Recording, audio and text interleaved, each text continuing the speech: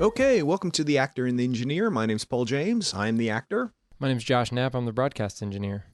Here we go, Josh. All right. So this week we're going to do something that just kind of like came to me. We've talked about this concept in the past where there's just like movies that we just never got around to seeing. And these are like supposedly great movies that we just haven't ever seen. And, you know, everybody has those movies. They just like, it never happened for you, you know. So that's what we're doing this week. One movie for me and one movie for Paul. And specifically, they're movies that, you know, like the first movie we're going to talk about is a movie that Paul has seen that I had not seen. And then the second movie is vice versa, a movie that I've seen that Paul has not seen. So first movie we're going to talk about has actually come up recently on some of our podcasts, and it is Clint Eastwood's movie Unforgiven. And so it probably had a lot to do, the fact of me not seeing it probably had a lot to do with, it came out when I was like 11 years old. I'm not a big Western fan, so I didn't like go back seek that out. And I just, you know, I've seen a bunch of other Clint Eastwood movies. I've even seen his older Westerns, you know, Good, the Bad, and the Ugly and the Man with No Name stuff. And I just never got around to it. But the fact that, you know, it won 4 Oscars, won Best Picture, Best Director, I mean, that's pretty big. And I try to like keep up with the Best Picture winners, but once again, just never got around to it. See this when it came out? Yeah, because I'm a little bit older than you are. Yes, I was fresh out of college when this won Best Picture. So I saw it. I heard a bunch about it. And very much like you, I am not necessarily drawn to Westerns. When I see them, I'm like, oh, that's a good movie. The Outlaw Josie Wells, which is a Clint Eastwood film. I was like, it's not that I don't want to see it. It doesn't call to me. But when I watched it, I was like, oh my gosh, this is a great movie. And it's probably my favorite of his. You know, this came out, and then later on Dances with Wolves, which is, or earlier, Dances with Wolves, which a lot of people go back and forth of whether or not that's a Western. For me, it's a Western. So yeah, I saw it because of the buzz and because of the acclaim and the Golden Globes and then the Oscar nominations. And that was probably right around the time that I started to see the top 5 categories. Best Picture, Director, Actor, Actress, Supporting Actor, Actress. So I went on a quest to see Gene Hackman won the Oscar for Best Supporting Actor, nominated at the time. So yes, I did see it in 1992. Wow, that's cool. You know, I didn't realize, I didn't know what I was getting into. I assumed that this, just seeing like pictures, and I'd never seen any clips or anything from the movie. I just assumed this was going to be like a Man with No Name type of a thing. And even the first shot is like this beautiful, like his house in silhouette, him in silhouette, like chopping firewood. I mean, like as the sun's going down, I'm like, oh my gosh, this is going to be beautiful. And it's going to be this whole like, you know, Clint Eastwood being a badass. But then the next scene after the little prologue is him literally like falling around in pig slop.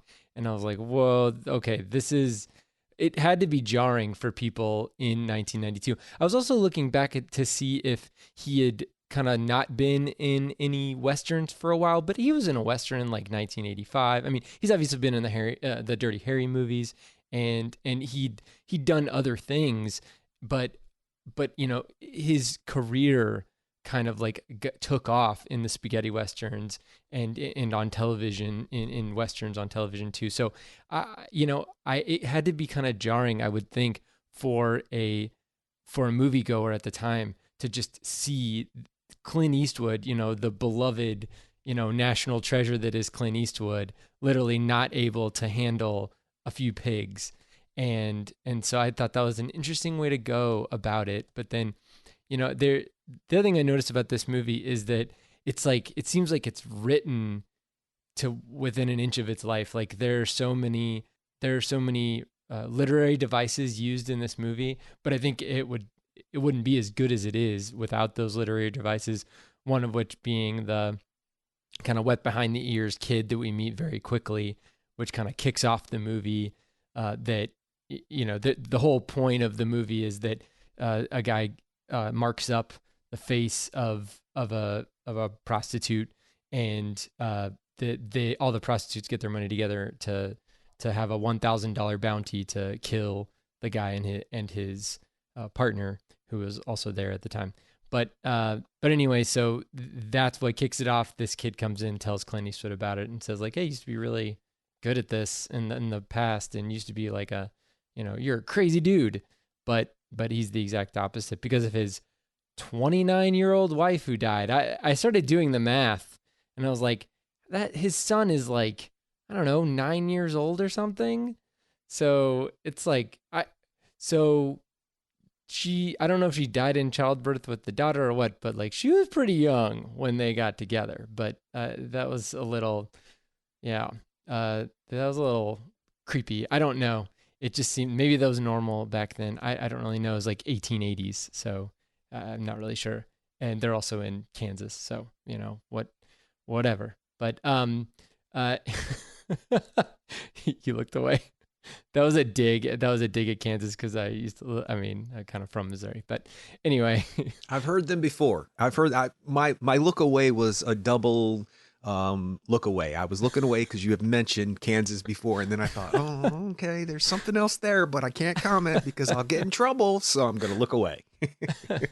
But anyway, so yeah, I thought that it's a bold way to start the movie, and also having this kid in there, this wet behind the ears kid in there too, allows you to kind of juxtapose him with the Clint Eastwood character. So, the other literary device I was going to talk about was the biographer, who gives each subsequent character a reason to kind of talk about their motivations. But it didn't seem out of place. It didn't seem forced to me. But it is really unique for what you might want to consider a traditional Western. This was not a traditional Western. It was a lot more. It seemed like there were a lot more feelings being talked about in this movie than a Western where people are just like, I'm gonna drink, I'm gonna go visit the prostitutes, I'm gonna shoot some guys and we're done. It was digging a lot deeper than that, which I was not expecting. I was kind of expecting a Wyatt Earp or something. That's kind of what I was expecting, but I got more. So yeah, I liked it. I think that's why it's so critically acclaimed, and I think that's why it was so jarring, for lack of a better term, in the best sense back in 1992, because people were expecting something, and they're also expecting Clint Eastwood to make a Western. So when you direct and you act and you have people like Richard Harris, who knocks it out of the park, Gene Hackman, who knocks it out of the park, obviously wins an Oscar, you're expecting something. You're not expecting such a big heart. There's so much integrity and substance to this film. When he goes to Morgan Freeman's house and you see his wife, just the look on her face when she first sees Clint Eastwood for the first time is like devastating, because she knows on some level this is not going to work out. This is going to be bad. And then when she doesn't say anything, she goes over to the horse and she sees his gun, and the look on her face is devastating. And there are small moments like that throughout this film that elevate it past its genre. And it's not just a great Western. It's not just great for its genre. It is a great film. It's really good storytelling, and it's character-based. And I think that it's a really good observation that you pick up on these tropes, the young, naive guy, the writer, because what he did, instead of making, your traditional Western where the young, naive guy comes in and the older guy goes out and, he just goes to kill and gets the money because he's surviving on a farm, so forth and so on. Instead of doing that, he takes the time to introduce a character that really has nothing to do with the narrative. He does, but he doesn't. The Richard Harris character. English Bob. Yes, English Bob. There's so many littles and bigs and Yeah. Neds and Bills, and it's just like, English Bob. He does have something to do with the narrative because he is the first person who's come into this town to right the wrong of the prostitute and receive the $1,000 reward. And it is it allows you to be educated about the town. Immediately, you learn everything you need to know about Gene Hackman's character, although you learn more.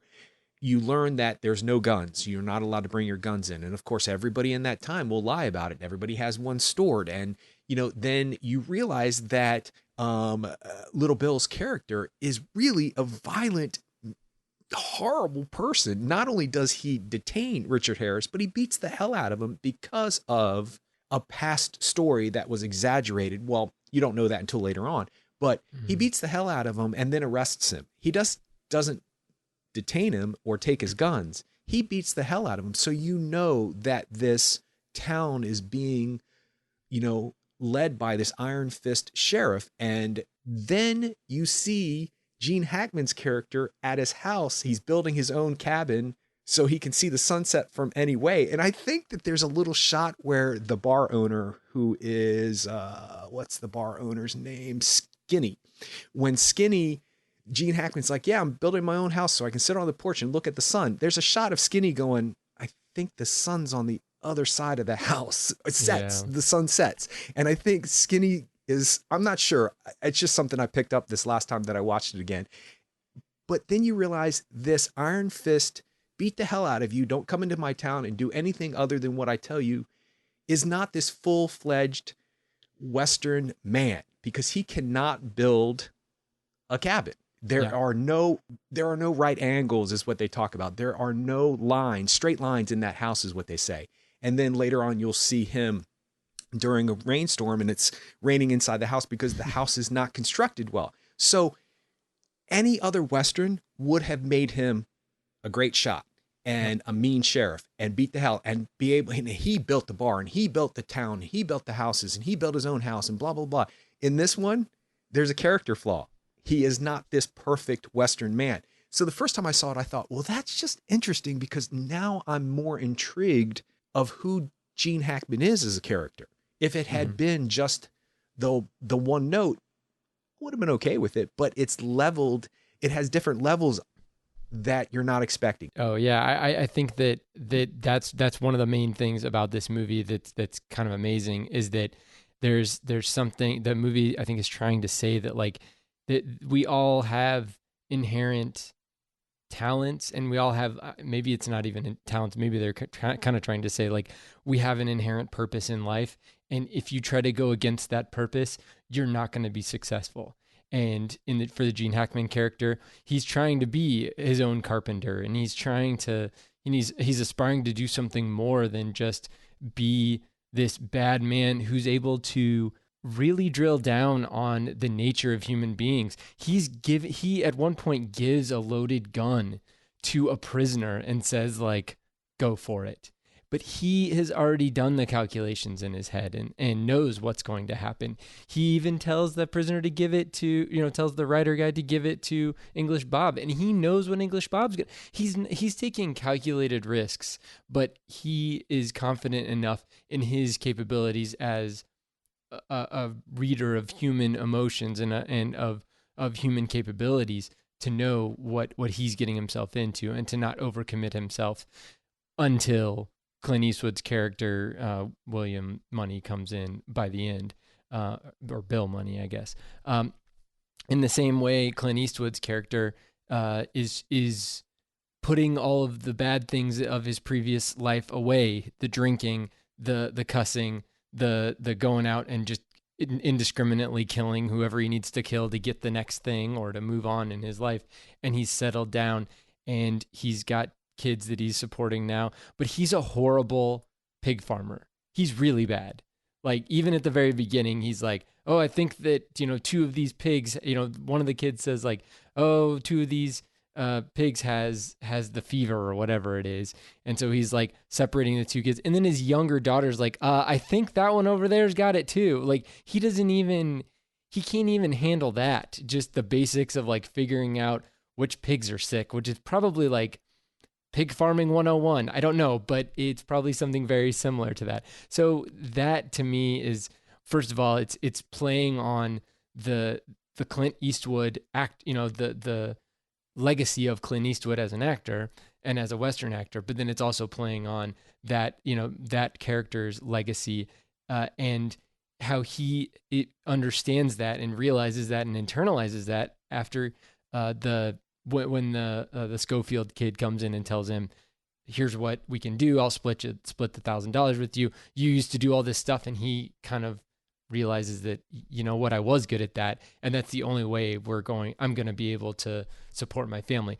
That doesn't mean that, you know, all things being equal, it wasn't it wouldn't be the best thing for one human to do to other humans. But at the same time, for this movie, it works really well as an impetus for him to kind of like start to go back. But the crazy part is he does walk that line throughout the rest of the film up to a certain point. I mean, we're gonna spoil Unforgiven from now on, I guess. So you know, that's we'll spoil Unforgiven. But so up to the point where Ned is, I mean, okay, it's like what, like a 30-year-old movie, 25 years old. 25, yeah. So years yeah, old. I think we're good. Yeah. So, but it almost sounded like a threat in a way. We're gonna spoil it for you. That's right. If you haven't watched it, too bad. When Morgan Freeman's character Ned, he gets killed by Little Bill. That's the point in which the switch flips. But it's and you can tell he starts to cuss like almost immediately. He starts drinking. I mean, it is literally like a switch flipping.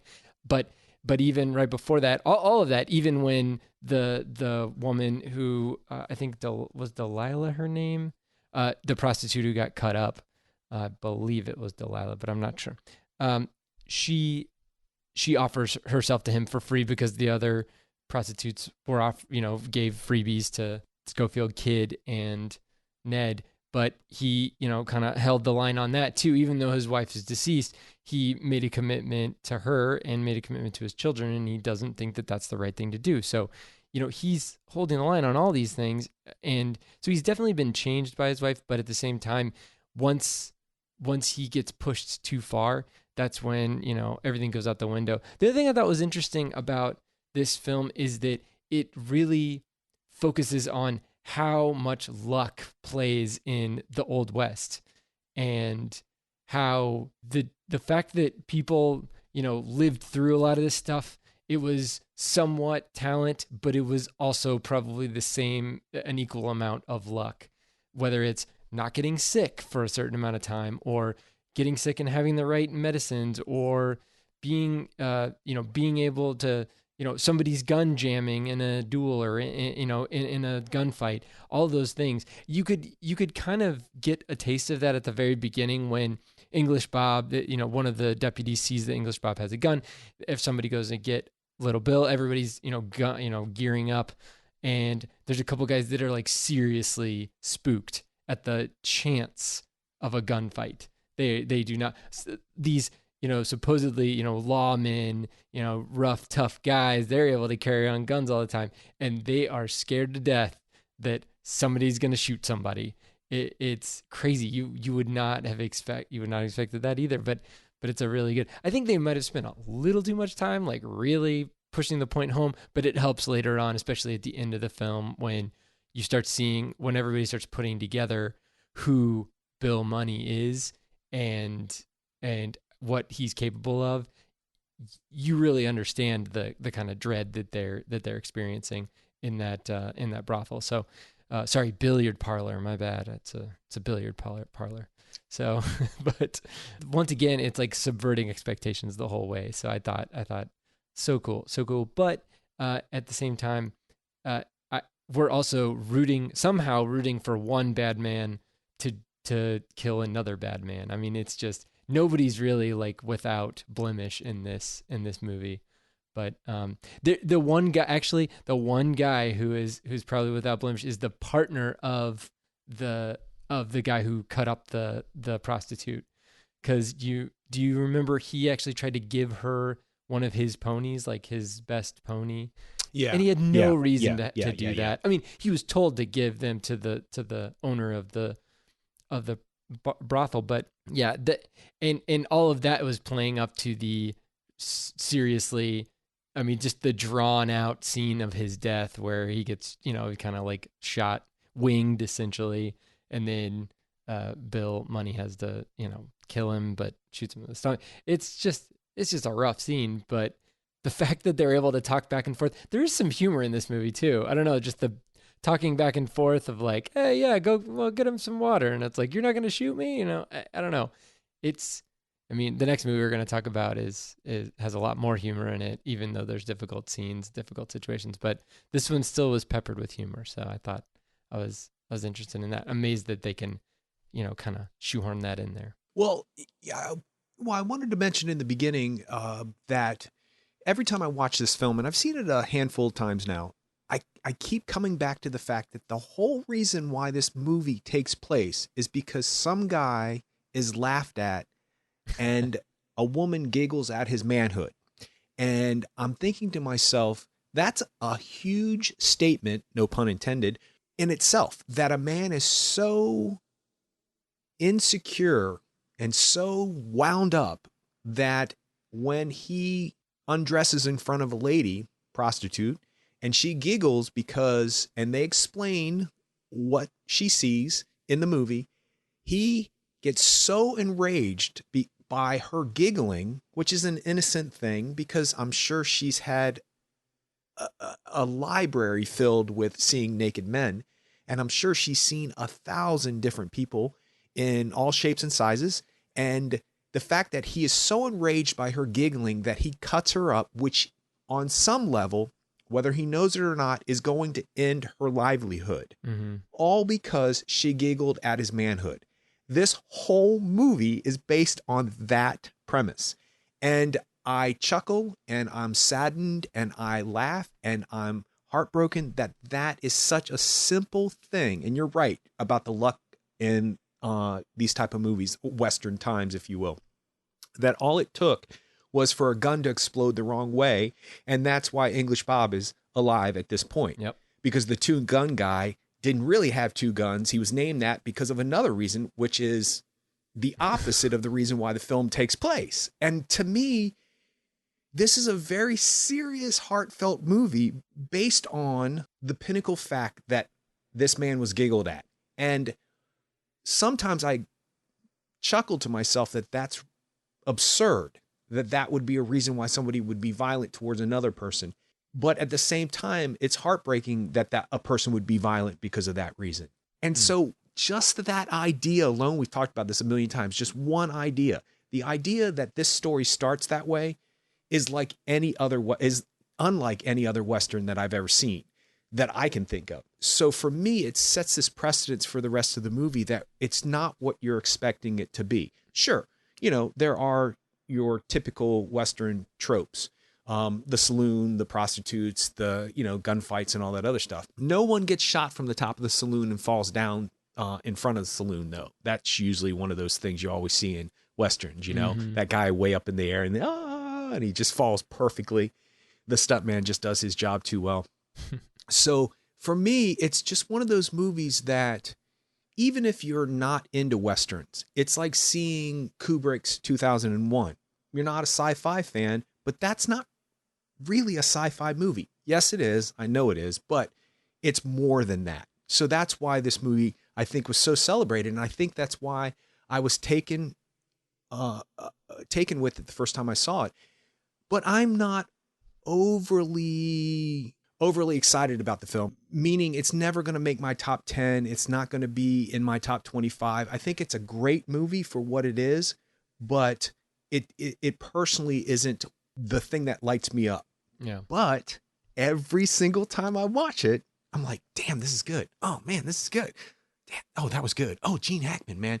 And let me tell you something. You watch a movie with an Oscar-winning performance and you think there's going to be this scene that solidifies why the person won the Oscar. And it's usually a cry scene, or it's usually a shouting scene, or an anger scene, or a Captain Phillips scene, if you will. In this movie, it's not. It's consistency of character that won him that Oscar. And in that scene that you spoke about with him and giving the writer the gun and English Bob being in jail, that shot of him looking at English Bob like, go ahead, take the gun, is frightening. Like frightening. If you just took a still shot of that picture, you would know that Gene Hackman was a menacing character just by the look in his eyes. And I honestly believe it's Gene Hackman, but I honestly believe he won an Oscar for one look. that look right there. It's amazing. He's great in the rest of the film. And there are, I say duck. That's hilarious. Yeah.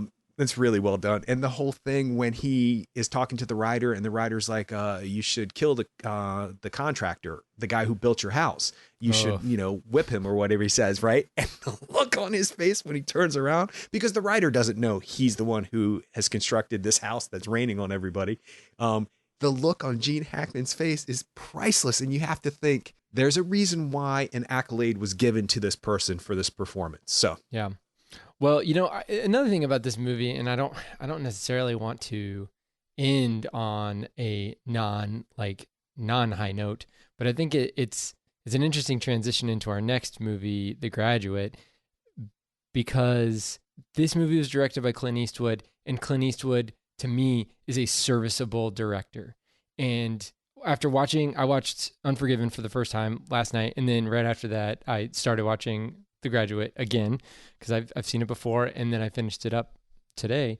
Comparing those two directors, Clint Eastwood versus Mike Nichols, there is a huge difference between those directors, I think, and I think that there's like a sense as far as camera placement, and maybe it all obviously it would have to do with their director of photography, things like that, but just I think tone is super important no matter what. We talk about it all the time, but I think in this movie the tone is very consistent and he doesn't take too many chances with tone, whereas in The Graduate it's much more difficult, and the tone, it shifts around back and forth, up and down, and it always feels like we're in good hands. And so I think I kind of wanted to start off our discussion about The Graduate talking about Mike Nichols and how amazing he is. Wasn't this his second movie? I thought it was his first. No, he did Virginia Woolf. Because he did? Yeah, he directed Who's Afraid of Virginia Woolf. No, I know that, but I didn't know that this was before. I didn't know Virginia Woolf was 66 was Virginia Woolf. Oh, okay. Well, he was set up then, because I was surprised because I thought this was his first Best Director. But let me just stop for just a split second. I want to ask you this question, and we can put a period on Unforgiven and then move on, because I think you're right. It's a good transition, but I'm going to mess it up a little bit. Are you now happy that you've seen Unforgiven because you thought it was a great movie or a very good movie, or because it was something you hadn't seen and now you're satisfied because you've seen it? Does that make sense? I'm actually excited that I've seen the movie because it delivered something that I was not expecting. And that you don't get that a lot in movies. I went and saw Hobbs and Shaw 2 weeks ago. That delivered something that I was expecting. And it was, a popcorn movie, and it was fine. And and I get to see as many movies as I want at Alamo Drafthouse now. So it was in the theater, and I was like, let's do this. So it was great. It was a good movie-going experience, but it did not light me up. It did not surprise me. It didn't do what, this movie from 1992 did. Well, so I'll go back to making that transition by saying, oh my God, The Graduate. Oh my gosh. I sent you a text. I saw The Graduate. Wow. Because what?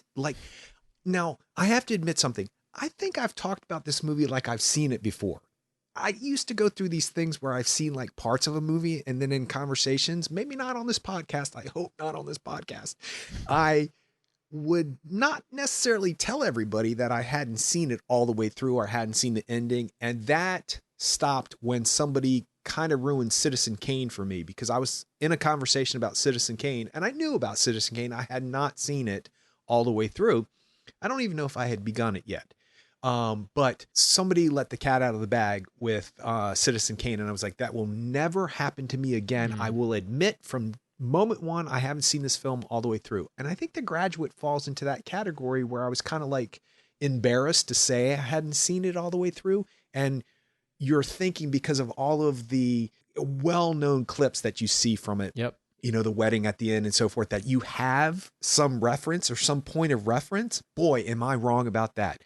Because you cannot know this film unless you watch it from beginning, middle, and end. You just can't. And I am so lit up about it. And here's why. Because one, it's a great film. And the directing choices are just outrageous. They're just unbelievable. They're just so bold and strong, and they just, on some level, shouldn't work because they're not logical in some places, but they so work.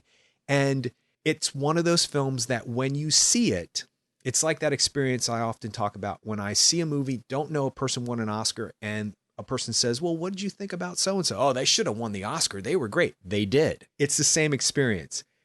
You know, you haven't seen The Graduate. It's great. Then you're like, okay, well, you know, it's a movie. People talk about it. And then you watch it and you're like, oh my God, it's as great as everybody says it is. It's just phenomenal. I cannot say enough great things about this movie. It is just great. Yeah.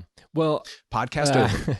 Well, I mean, you know, watching it again. I mean, I've seen it a few times, but I am always kind of struck by how close together in age the actors are. Because Dustin Hoffman, I mean, he doesn't necessarily look 20 years old in this movie, and Anne Bancroft definitely doesn't look like 40 years old in this movie. But you can kind of set that aside. But I always forget how funny the movie is, like how genuinely funny the movie is, and I think that a lot of that has, well, I mean, it really does have to do with the subject matter and all of those things. But as I was watching it, I had this like feeling, this like there's like this shared universe that this movie inhabits with other movies that are like this. They give you that, and I love it, the awkward humor feeling. And one of the ones that just like kept coming to mind was Punch Drunk Love, where it's this back and forth. And the other thing that kind of reminded me of it is the sisters in Punch Drunk Love, where they're always like, they think that they're helping, they think that they're pushing, they're checking, they're always, you know, on top of it as far as Adam Sandler's character is concerned. But and his parents are the same way. And everybody's like living within this system, you know, whether it's his parents or Adam Sandler's sisters in the movie. And these main characters are lost. They're adrift. They don't know what they're missing. They still haven't found what they're looking for. But he's adrift, and you know, Anne Bancroft's character, Mrs. Robinson, takes advantage of that in a selfish manner. It's not. I mean, he's getting something out of it, but it's not healthy. The characters in this film, I think, watching it again, what did you think about the Catherine Ross character? Did she seem like a fully formed character to you? Are you happy with her character?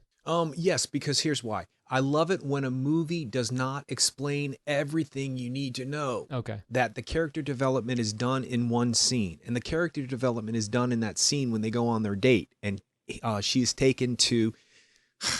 It's heartbreaking. The burlesque bar. So heartbreaking. No, it's so bad because you know she can sense that woman is behind her the whole entire time, and you know he's taken her there because he's trying to like give. He doesn't want to give a bad date, but he has to give a bad date. He's not supposed to be on. He doesn't care about her.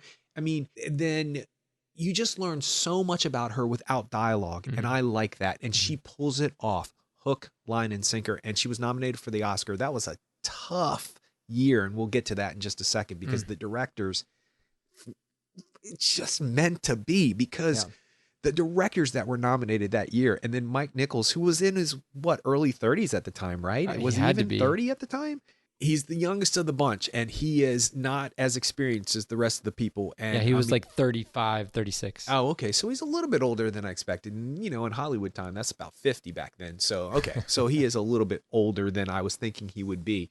But yeah, I didn't have a problem with Catherine Ross. I like her as an actress. I think if you learn too much about her too soon and you learn too much in words, then it kind of ruins that last moment on the bus. It ruins it because it's true. Everything is done through her eyes. And when she turns and sees him, and spoilers for The Graduate, I mean, the movie was 1967, people. But that said, I would have been one of those people listening to this podcast pretending like I knew what was going on, and then it would have been spoiled. So spoilers. And it's not anything that people haven't already seen in AFI 100 Best Movies of All Time. Or the clips, Oscars. That kind of like, stuff. Oscars. The last scene of The Graduate's played in the Oscars probably once every 5 years at least. Over and but you just don't know. Yeah. If you haven't seen the film, it does, because you can feel it on some kind of instinctual level, but you really don't know. And when she turns around and sees him, and then he goes crazy ape Yeah. on the glass, the look on her eyes is like she's kind of, her eyes are glossed over and she's not sure what to do, but she knows exactly what to do. And she was hoping this to happen, but she was hoping it wasn't going to happen. And she wants her life to just be settled, but she knows she's never going to have a settled life because everything that's happened up to this point has not been normal. Nothing is normal in these people's lives. Yet they are those middle class Caucasian people who everything is supposed to be normal. Mm-hmm. And so I loved her. Did you bring her up because you had issues with her, or because No, this way it seems like the movie seems to kind of like have a transitionary period, a transitionary point right when they go on their date, like right when she comes, because you haven't seen her yet. You just hear about Elaine until when she was he a comes portrait? downstairs. Yeah, you see the portrait. You're right, but she comes downstairs and you see her, and it's like bang. And so what we're supposed to feel, I think, as an audience is like, the last time that Ben saw Elaine was probably, whatever, 40 years ago or something. And now he's like immediately being confronted with this beautiful woman and, right next to the person he's having an affair with. So that, I mean, I understand like the point of that, but it felt like the movie was just like at like breakneck speed from that point on. And it was a different feeling, like it was a shift in the film at that point. Whereas for some reason, I remember it being kind of like a fairly slow film throughout. And obviously the movie starts off slow because we're supposed to wallow in the misery of this Ivy League educated guy with a fellowship or whatever. It's like part of me is kind of like, okay, dude, you can chill out a little bit. But at the same time, everybody's got problems. So it's, for some reason, Hollywood, it's Hollywood feels like it's much more interesting to show someone who's rich and has problems than someone who literally has nothing and has problems. I know there are movies that do that, but it seems like it's more focused on that. But so that whole like feeling at the beginning of the movie, it seems like it's at a slower pace than once Catherine Ross comes in. It seems like it. And maybe it's like it jumps in time multiple times, whereas we're kind of like in somewhat real time, close to the beginning of the movie. At least the first few times that we have to talk about Mike Nichols again, because the transitions in this movie are just absolutely amazing. One transition that when you were talking about their date, I talked about that I wanted to talk about was she's crying and kind of has her face against the poster right outside the burlesque place. And then he kind of, gets her he's like, stop crying. And then he kisses her, and then they immediately cut to them in the car at the like, chili burger place or whatever it is. And those kind of like, we're right on the cusp of Bonnie and Clyde, Easy Rider. Like, I mean, there's like, it's like bang, bang, bang, bang. And I know that Virginia Woolf was one of them, and that was the year before. But it's like The Graduate, and then Bonnie and Clyde, and Easy Rider. This is like new Hollywood. We are like really getting into new Hollywood at this point. And the directorial choices that are made, the camera angles that they use, the lighting. Did you notice the lighting? There were a lot of like single points of illumination low on the ground that people would even walk in front of. Even in the hotel room, seen between two people where one person's in the background and then someone walks in front of the camera in the foreground. There might only be one light in the room, and they walk in front of it and it puts that person in the background in shadow. It's not traditional. It's definitely not like television lighting choices, and it's not even really traditional film lighting choices, because you would normally light a room so that the room is uniformly lit, or you would have you might have like a spotlight or something like that, but it would very rarely be on the ground. It just seems weird. But it works in this movie, and it also kind of gives you a sense of uneasiness. I think a lot of what Mike Nichols is trying to do in this movie is make you feel uneasy, not by just the performances, because I think Dustin Hoffman's performance as Ben Braddock is one of the most cringe-inducing performances, especially the first half of the movie, that you will ever find. And he finds ways of expressing himself without, like, he'll either say too much or say something awkwardly, or like even make a weird like squeaking sound. I don't know. Did you notice? Yeah. He goes, He does that. Oh, It's reminded me of what he eventually does in Rain Man. oh, interesting. He makes those sub vocal noises. But let me tell you something. Those sub vocal noises are powerful because, one, we do them as human beings. As a matter of fact, when my father is sitting still and reading, he goes, It's much slower than that. Yeah. And it just has become part of my ear. And I hear it now and just, I don't disassociate from it, but it just doesn't hit me as much. But You tune it out, maybe. well, it's just part of the background noise now, just like him reading the paper or me making coffee, whatever it is. But when other people hear it, they're like, is he saying to the paper, or is he just? I think it's soothing to him. So those subvocal noises, and also as an actor, I rely on those because they help me with transitions.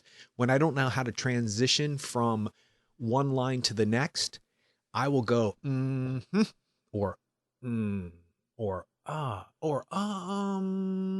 and because I don't know, I'm trying to play my active verb, but sometimes it just doesn't work. And also another thing that happens is you can breathe in that. When you make that noise, you have to take a breath afterwards, which means that your next line is coming on a breath, not out of breath. So actually, that's something I'm working on right now. Hopefully it works. But yeah, I did notice that about him. So back to Mike Nichols and his transitions. You were talking about certain things that, like the her crying at the burlesque to shot right into the car. Well, he does that very drastic shift when he jumps on the float in the pool, and instead of jumping on the float, he ends up jumping on Mrs. Robinson. And you're like, why does that work? It just shouldn't work. It's jarring, but it also makes sense. And then you know exactly what happened after he jumped on the float, and you know exactly what happened after he jumped into the hotel scene. You just know, but there's no scene before it. There's no scene during it. It's just those two shots, but you understand. And it also is a way of telling time.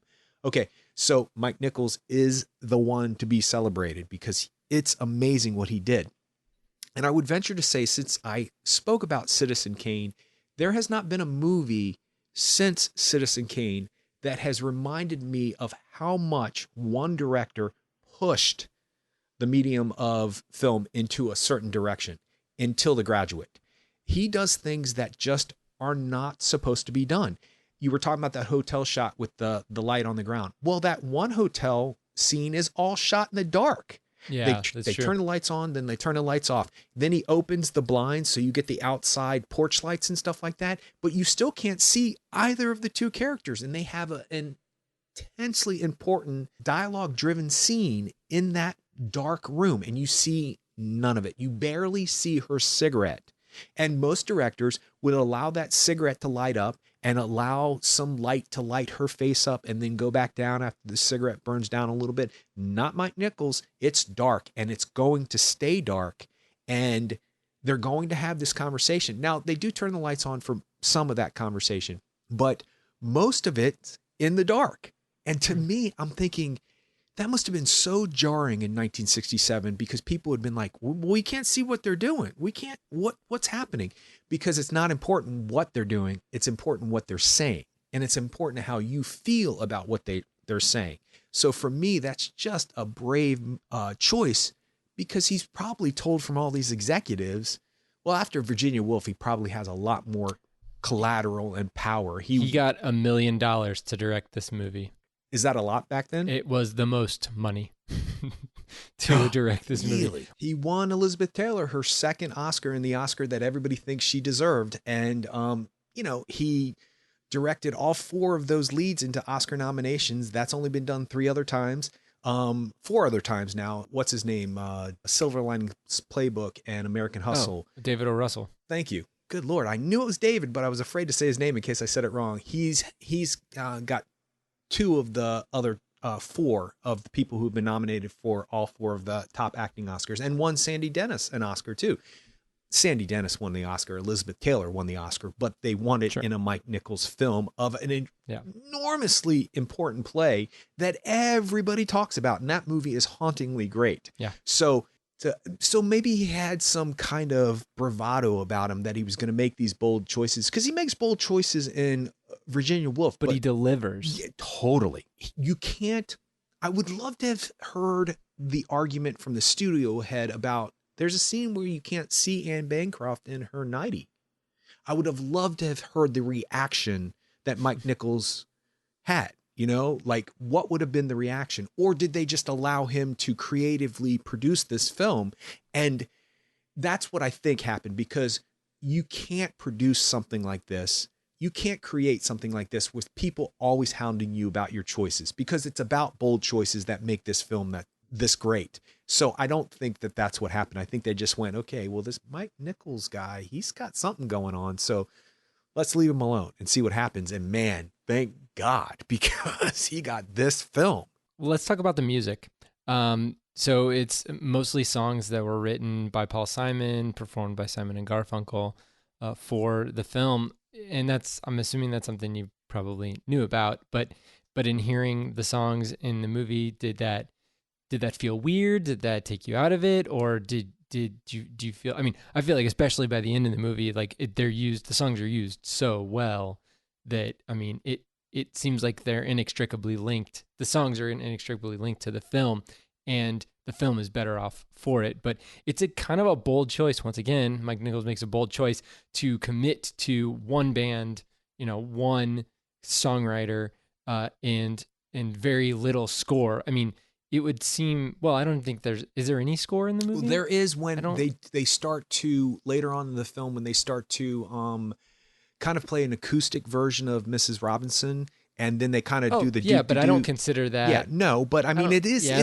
That score. That's a modification of the song. Yeah, it is, but unless you know that's a song at the time, it does sound like it's part of a soundtrack or a score than it does, because I know it's a song and it's a hugely popular song, and so are the 3 or 4 other ones too. But here's a perfect example of where score would have been used in a traditional film. The scene when Anne Bancroft gets in his car and says, like, if you don't leave her alone, I'm going to tell her about it. And he runs out of the car and he's all, in the rain and everything. He goes upstairs and ends up, it's so beautifully done, because he doesn't even have to say anything. Just that shot of her and her mom in the same frame, like, and the mom in the doorway.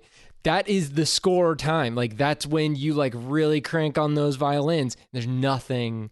I didn't feel that there. It was all on the screen, and we knew what we were supposed to feel at that moment, and words were not necessary. I thought that's perfect writing, great directing, amazing. Well, going back to Catherine Ross, that whole scene works because of her.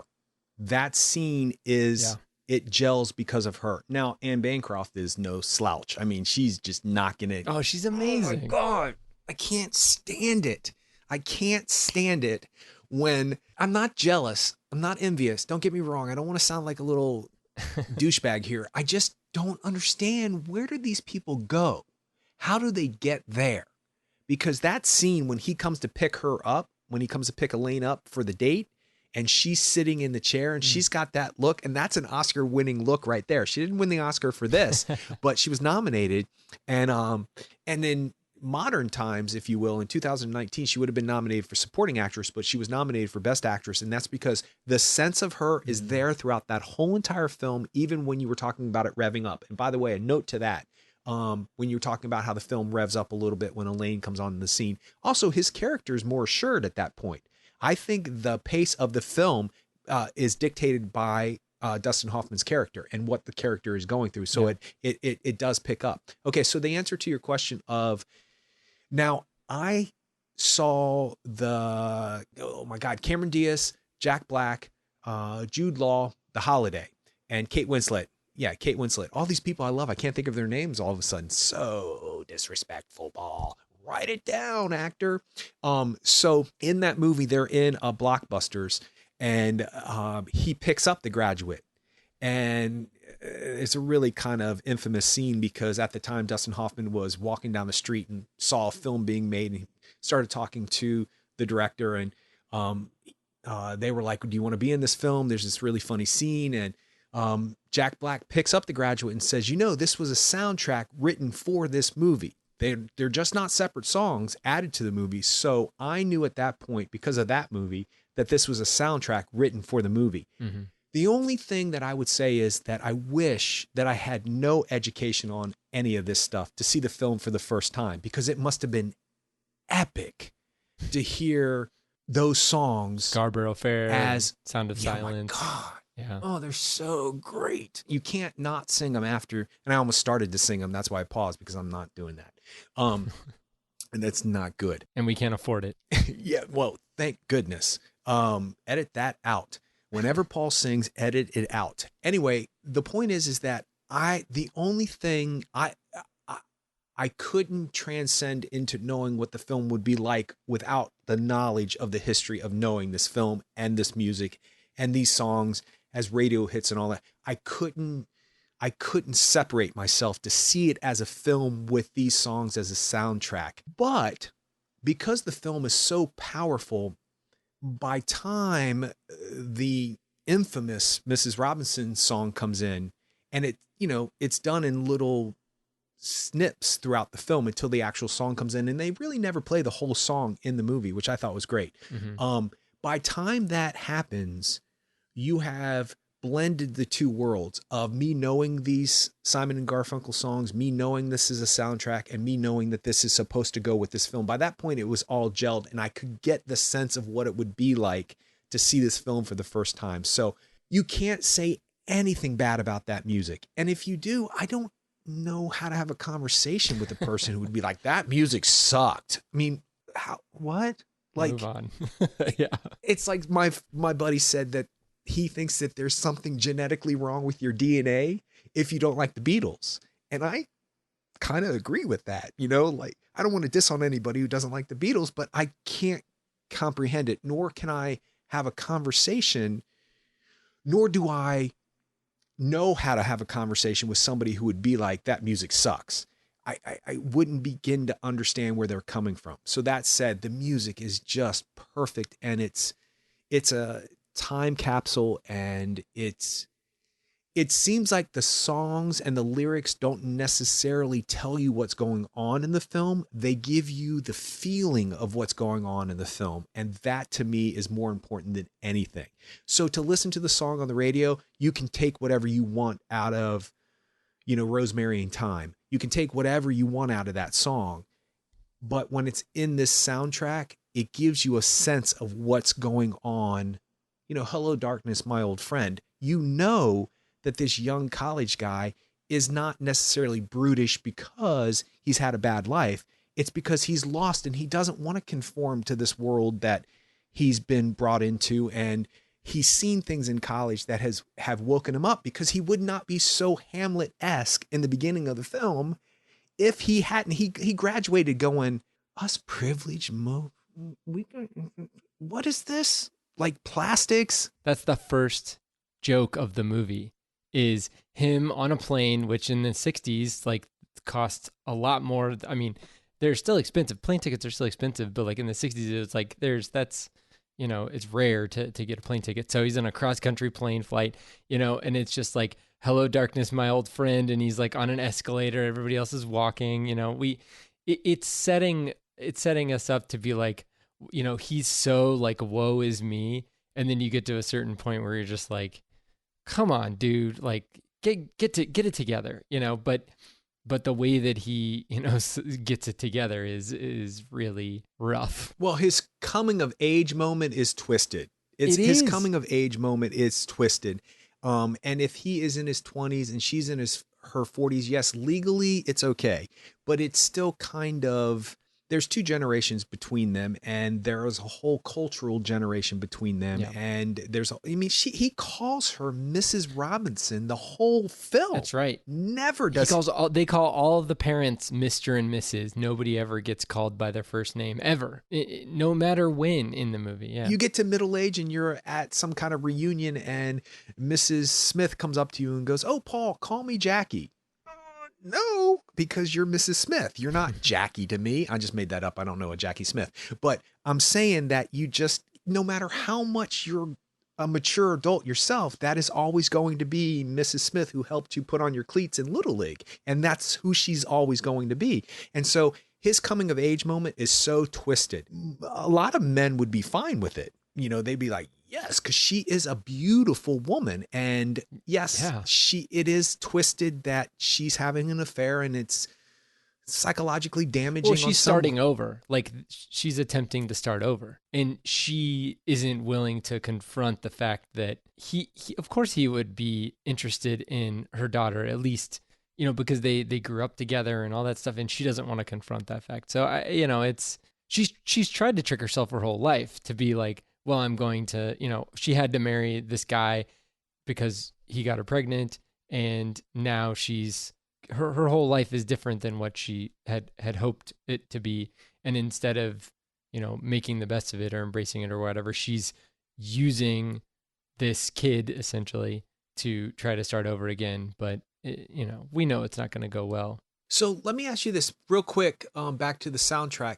So according to that movie, he says that those were songs written for the movie, but were those songs already produced and then he used them in the movie, or were they written with the intention of being used in the movie? I was trying to look up that, because I don't know if like a song like Sound of Silence was on another album or not. I know Mrs. Robinson's definitely written for the movie. Yeah, see, like Sound of Silence was written after the assassination of John F. Kennedy. Okay, so I'm wondering why those things were not nominated for the Oscar. Well, Mrs. Robinson wasn't nominated for the Oscar because they don't fully use it. They only use snippets of it. They don't fully use it. And I don't think it plays during the credits, does it? No, it doesn't. Because the movie just ends. No, it's Sound of Silence. Yeah, right. But the movie just ends. No, that's the other bookend, is that you have the Sound of Silence at the beginning of the movie where it's just kind of like, oh, woe is me, look at this guy. And then you have Sound of Silence at the end, and it's actually kind of harrowing. That shot and that song together and their faces, you see all of the emotions that they go through within, the first, whatever it is, 45 seconds of that, in that single shot. I wonder how many times they shot that and what kind of direction Mike Nichols gave them, as far as like, because you can see that like they, she'll look at him or he'll look at her maybe, but they never really lock eyes during that whole scene after they sit down on the bus. Initially, like they may be like, oh yeah, this is crazy, and they're all like laughing and stuff, but then once they kind of settle, they never lock eyes, and it's a haunting kind of like a scene where, I guess it's not haunting, but it is we never see, the happily ever after. This is the after happily ever after. At the end of a Disney movie, it's like they lived happily ever after. Boom, done, over. This is the movie where, we go in, we see them run away, and we would normally just see them get on the bus and then they would live happily ever after. But we get a snippet of they got to find a place to live. They got to, they got to find jobs. Like they got to just live. Yeah. It reminds me of something somebody said on the talk show. I think it was Oprah, because it's always Oprah. I'm not saying she said it. She had a guest on there that said, we should change the fairy tale endings of our books. It should say, and they lived happily ever after. After reality set in, they worked on their relationship as if it was a job every day of their life. And then they lived happily ever after. And that's what we got here. Because you realize that, she's still married. She is legally married to that guy. So yeah, there's a lot of complications going on. And if you were to have a happily ever after ending to this movie, not that they don't live happily ever after, because they are happy that they are together, but it would negate every single ounce of every other choice that he made up to this point. And back to that really quick opening shot of him going down the escalator in the airport. Once again, those studio executives must have been like, dude, that's like 7 minutes long. How long do we need to see him coming home? What's the deal? I mean, it's not 7, but it's a long time for movie time. But they allowed him to do it. And same with this ending. There would have been no way to, if they had kissed, if they had locked eyes, if they had smiled at each other, because he smiles a little bit, but then he goes back to the brooding Hamlet character. And she's got that doe in headlights look. And then she realizes that this is what she wants, but is it what she wants? And this is the guy who slept with my mom. It's all there. That's why they show that scene over and over again in clips and AFI celebrations and all of these celebrations. And this is why I'm excited that I have been invited into this movie, because now I know why everybody talks about this movie. You get a sense of why everybody talks about a movie for a long period of time. And that's why I asked you about how you felt about Unforgiven at the end. Was it that type of experience that now you feel, I feel more mature as a movie goer that I've seen this movie, and I feel like I spent a year in this class studying this movie, and I've graduated from this particular class, which is eventually going to get me my degree in movie going, whatever you call it. I feel like I now know something that I should have known to begin with, but you can't know it until you see the movie. And it will constantly call to me the rest of my life to see it again and again and again. And now that I have seen it all the way through, when I see those clips again, everything else will come rushing back. All of the oddness and the strange moments and the tone and the sweatiness of his brow in certain scenes and his monotone delivery of certain lines and the overzealousness of his parents and just the underwater scene with the mask and how hard was that to film and that it's suffocating just to see him. And then the shot of him in the scuba gear. When that door opens, he stands there for a good 40 seconds. Blank. And then with the flippers, and then he does that great shot where it's from point of view, and somebody must have been underneath the camera with the flippers making them work, because I don't know how they would have made that work. And all the audio's cut out. Yeah. Oh, that's so unnerving. Oh my God, it's so unnerving. It's just everything everybody says about this film is true. It is one of those movies. If you love movies like we love movies, you should see it. You just should. Yeah. We probably should have said that at the beginning, huh? All right. Well, we said it now. This was great. I think we need to do this again, because there's obviously movies that both of us haven't seen. And I think that this kind of like forces us into, it's the cool thing is it forces us to experience movies that have that are like the anti-Hobbs and Shaw. They have this feeling of, reverence, and a bunch of people have said like, this is worth your time. So I'm excited to see what we can pick next time. I just want to say this before we leave. I talked about it earlier. So Mike Nichols won Best Director up against Arthur Penn for Bonnie and Clyde, Richard Brooks for In Cold Blood, Norman Jewison for In the Heat of the Night, which won Best Picture, and Stanley Kramer for Guess Who's Coming to Dinner. Jeez. Bonnie and Clyde, In the Heat of the Night, In Cold Blood, Guess Who's Coming to Dinner. And Mike Nichols in his 30s won the Oscar over those guys. And that's the only Oscar the film won. So that's just amazing. Yeah. It's amazing. Deserved. Awesome. All right. Well, you can check us out on the web at actorandengineer.com. You can go on Facebook and find us at facebook.com/actorandengineer. And you can tweet us at actorengineer. We'll see you next time.